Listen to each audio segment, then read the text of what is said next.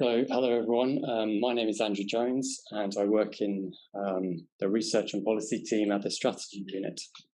I'm going to be talking about increases in diagnostic testing and how that's affecting patient flow in A&E. And this is based on work I did with a colleague, Stephen Wyatt. I want to start by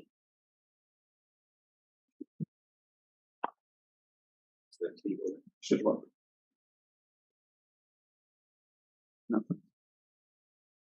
Thank you. Introducing Anna. So this was her enjoying the sunshine last week, but right now she is seeking urgent medical attention on the advice of her GP. Now, it would be her first visit to A&E in over a decade. Her last was, in fact, the same day that James Bond and the Queen dropped into the Olympic Stadium. Anyway, she wonders whether things are any different now. So what might we tell her about the changes that have occurred in the 10 years or so? Well, first we can tell her that there are 2 million more A&E attendances in 2022 than there were in 2012. We can say that the median waiting time has increased from 2 hours to 3 hours, fairly steadily.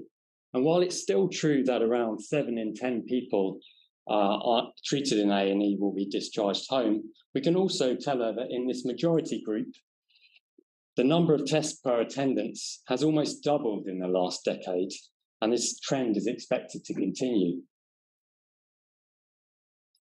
Just to say, by diagnostic testing, I mean a medical test or procedure designed to assess a person's state of health.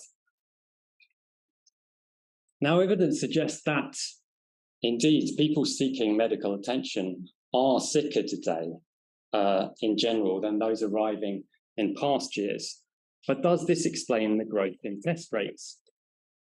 We examined whether the odds of a patient receiving a test has changed over time, and we found that in most cases, patients were several times more likely to receive tests than in 2020.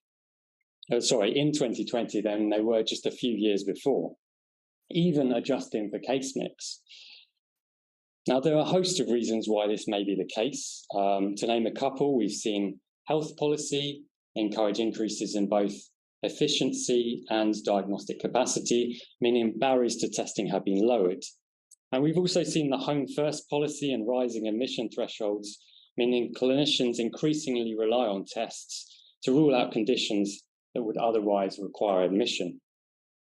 So when Anna arrives in A&E, there we go, and goes on to see a clinician, that clinician is likely to order more tests to assess her condition than would have been the case a decade ago.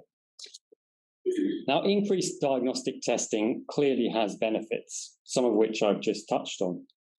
But in our complex adaptive health system, rapid growth in one area will likely have implications for others. So the purpose of this talk is to highlight one of the key trades the NHS is making when it pursues rapid growth in testing. So let's return to Anna. Anna's clinician will learn the following. Anna is 60 years old and generally in good health. However, this morning she woke with chest pain. So what exactly is wrong with Anna? Her clinician may have ideas, but they can't be certain at this stage. So the clinician will rely on diagnostic tests to guide their decision. Does Anna require treatment? If so, what treatment? Should Anna be admitted to hospital or should she be discharged home? Now, complete certainty is probably unattainable, but there will be a threshold beyond which the clinician is confident enough to make these all-important decisions. Now, we could perhaps think about the relationship between testing and diagnostic certainty with this simple model. Before testing, a clinician may have several hypotheses, but conviction in any one of these hypotheses is probably quite modest. One diagnostic test might provide more insight, and perhaps more tests further increase their level of certainty. So whilst the positions of the points on this may change for different clinicians investigating different patients, we might expect the general relationship to be a curve like this, and there are likely to be diminishing returns for more tests, and as I've said, complete certainty is probably unattainable. So returning to Anna's, there we go, complete certainty. Returning to Anna's situation, we will imagine two scenarios. In the first, clinician A will request 3 tests. In the second, Anna sees clinician B, who will request 4 tests.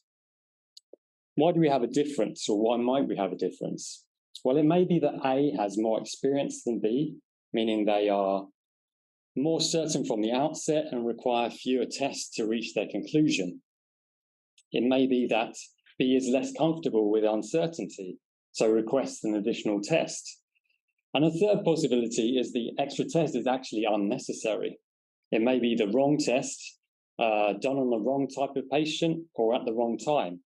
So it's been estimated that about 10% of tests are unnecessary.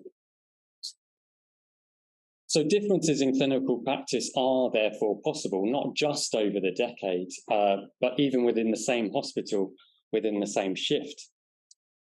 So in the 2 scenarios I've outlined, what is the difference for Anna in terms of time spent in A&E? So to investigate this question, we performed a linear regression on 500,000 A&E records from 2019-20. We did this to estimate the time that an additional test added to a patient's stay in A&E. So here we see the effect on average that adding one of these tests to a patient existing care might have on their time in A&E.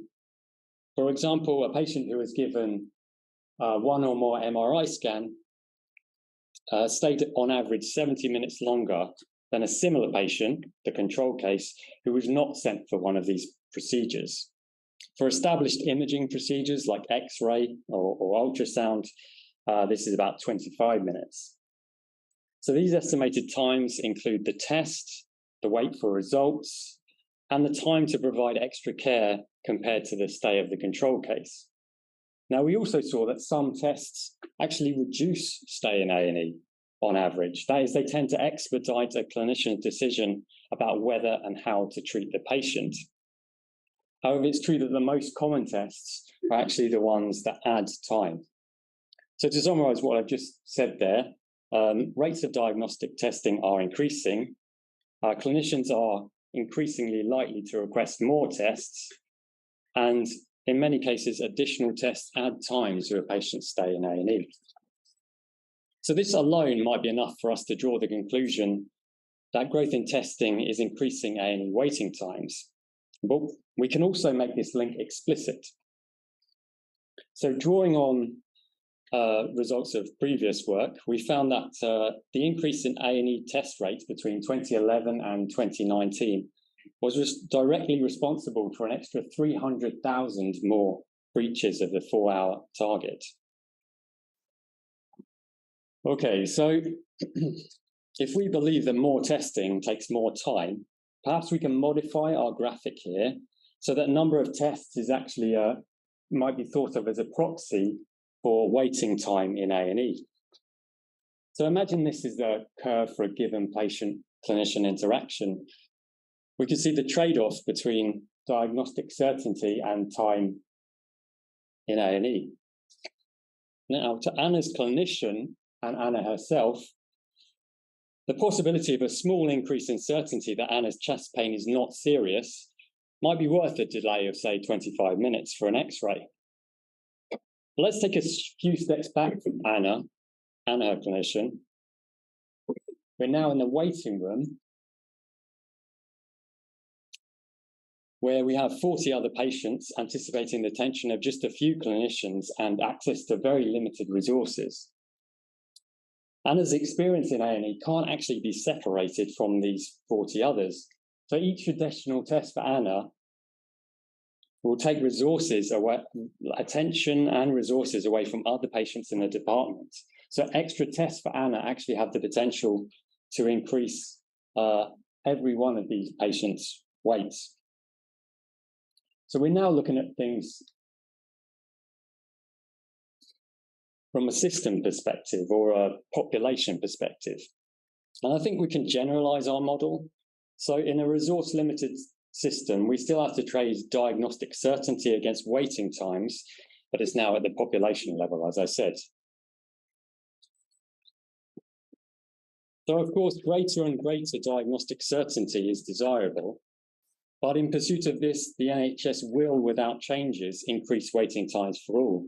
And there's no shortage of evidence to say that longer waits in A&E and the subsequent increased crowding are undesirable. They're associated with high mortality rates, greater risk of patient harm, staff burnout, and poor levels of patient and staff satisfaction. So in a resource-constrained system, there will always be trade-offs. If we were to minimize waiting times, levels of diagnostic certainty would fall unacceptably. We are, however, moving in the other direction. So with increases in diagnostic capacity, A&E clinicians are likely to use more tests in pursuit of ever greater certainty. At the person level, the benefits are clear, but at the system level, there are consequences. So somewhere along this curve, there's a point where the overall harms caused by longer waiting times actually outweigh the diminishing benefits of greater diagnostic certainty. Now, to make it clear, we're not against increased diagnostic testing, but we are saying that an inflection point exists and that we are moving towards it. And we're trying to highlight the risks and encourage discussion so that people can plan in light of this trade-off. How much time do I have? 5 minutes. Okay, loads of time. In the meantime, what might we do to improve A&E waiting times when faced with diagnostic growth? Well, firstly, the NHS can redouble their efforts to reduce unnecessary tests, maybe by embedding tools that help clinicians decide whether a test is necessary or not, maybe by better use of senior clinicians. The NHS might also consider redirecting a share of the resources earmarked for diagnostic expansion to A&E and other services that rely heavily on diagnostic services. This might allow A&E to better cope with additional clinical and administrative processes caused by increased testing. Now, such actions might mean diagnostic services grow more slowly than the NHS might wish, but this growth will be sustainable and it will better balance risks and benefits across the health system. Of course, there are several caveats to the ideas I've shared here, which I probably can't address in a talk of 13 or so minutes. But we've noted these in a report which we recently published, which also investigates the impact of increased testing on admitted patient length of stay and on elective care waits. And that's all I had. Thank you.